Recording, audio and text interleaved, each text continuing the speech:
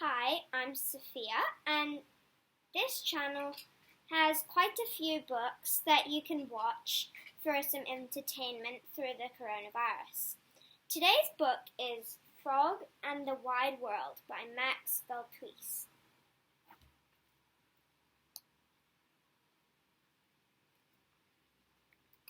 Rat stood on the top of a hill and looked out towards the horizon. "The world is quite beautiful," he sighed, and at once he felt restless. "It is time for me to go on my travels." Early the next morning he filled his rucksack with things he might need and provisions to last him the journey. Then he started on his way, eager for adventure. He hadn't gone far when he heard a shout. "Wait for me!" He looked round and saw Frog hurrying towards him.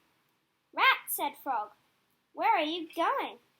"Out into the wide world," said Rat, "to seek adventure."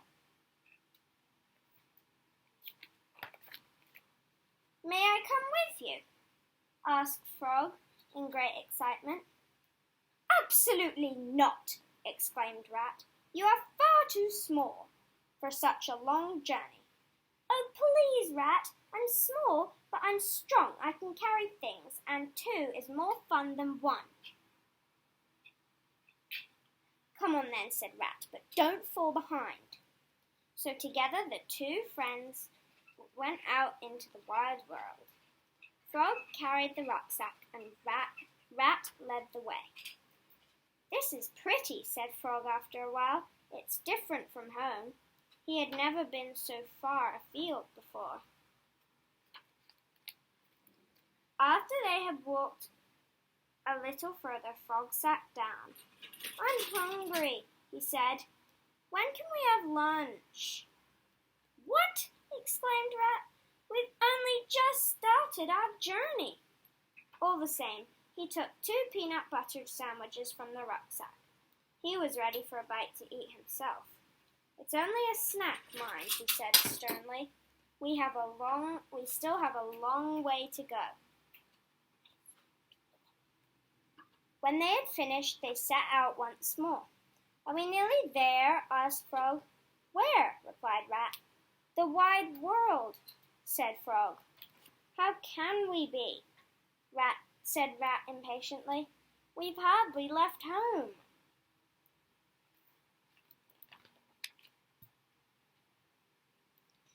When they stopped walking, the sun had almost set. Frog collapsed on the ground.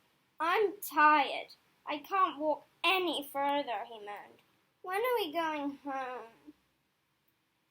"Home?" Rat was astonished. "None of that. This is where we're going to spend the night."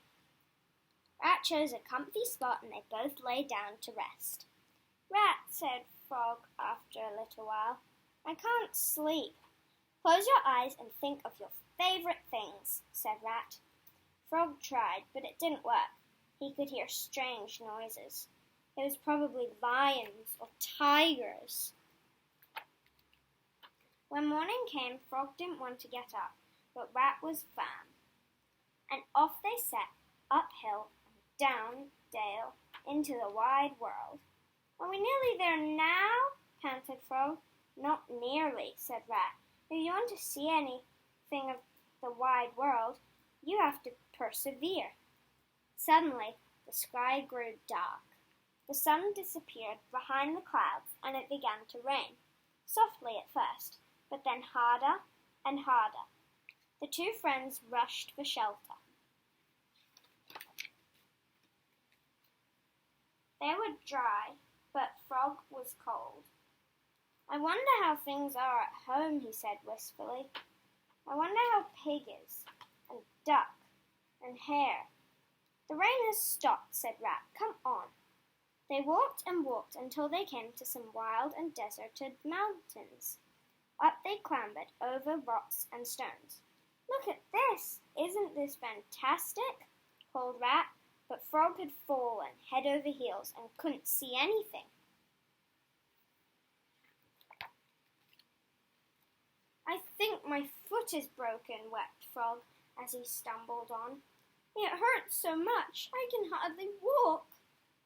"This will get us nowhere," grumbled Rat. "From now on, I'll carry you." He lifted Frog onto his back and marched on. "Perhaps Pig is baking a cake, and I wonder what Duck and Hare are doing. We always have such fun together at home."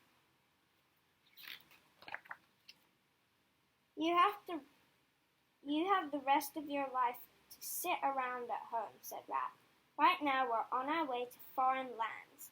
Look around you. See how beautiful it is? And everywhere is the unknown." When at last they reached a grassy plain, Rat put Frog down. "I'm exhausted," he said. "We shall sleep here." "Here?" asked Frog, dismayed. "At home I have the best little bed in all the world."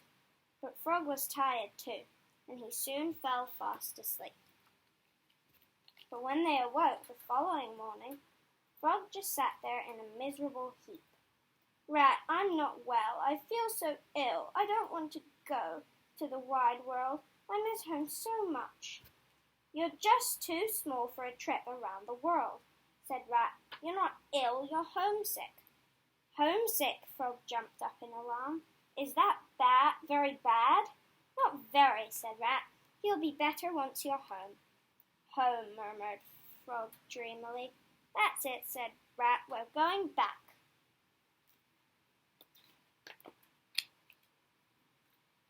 Frog didn't need to be carried any longer. He bounded on ahead, back to Pig and Duck and Hare. Rat had to laugh. "Do you mind going back?" asked Frog. No, said Rat. "I was also missing home a bit, and that's how it should be." At last, after hours of walking, Frog gave a shout. "Look, we're nearly there!"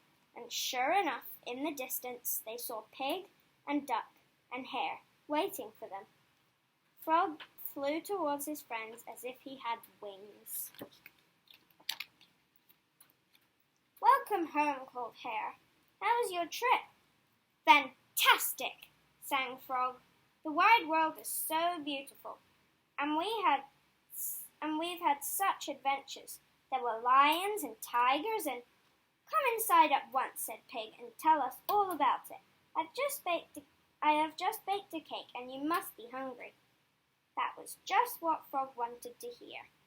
They sat around the table eating Pig's delicious cake, while Frog described the terrible storm and how brave they had been, the mountains they had climbed, and the sights they had seen. "But there's still no place like home," said Frog, and he thought happily to himself of his own nice, warm little bed.